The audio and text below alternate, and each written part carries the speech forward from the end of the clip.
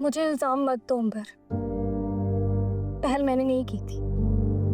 वो तुम्हारा शोहर ही है जो मेरे हिसाब पर सवार हो गया था। रोज मेरे कॉलेज के बाहर आ जाता था।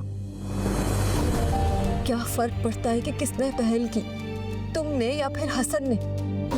लेकिन सहर, तुम इस हद तक गई ही क्यों थी?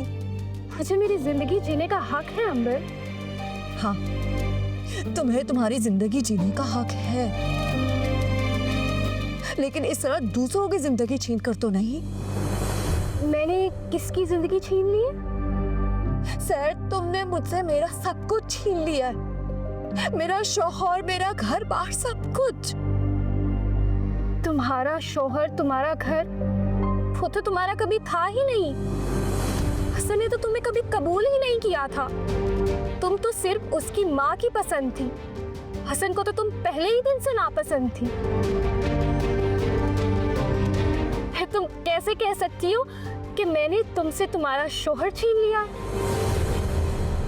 वो कभी तुम्हारा था ही नहीं।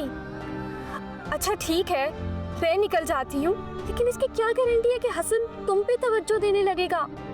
ऐसा कभी नहीं हो सकता। वो किसी दूसरी लड़की को अपनी जिंदगी में शामिल कर लेगा।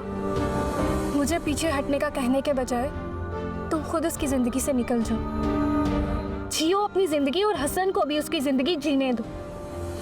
हाँ, तो मैंने कभी हसन को नहीं रोका अपनी जिंदगी जीने से। मैंने कभी किसी बात के लिए कोई जोर जबरदस्ती भी नहीं की। हाँ ठीक है, उसकी अम्मी ने ये शादी करवाई थी, लेकिन कबूल तो हसन ने भी किया था ना मुझे। यही तो उसकी सबसे बड़ी गलती थी। अब तुम देखो खुद को, हसन और तुम बहुत डिफरेंट हो यार।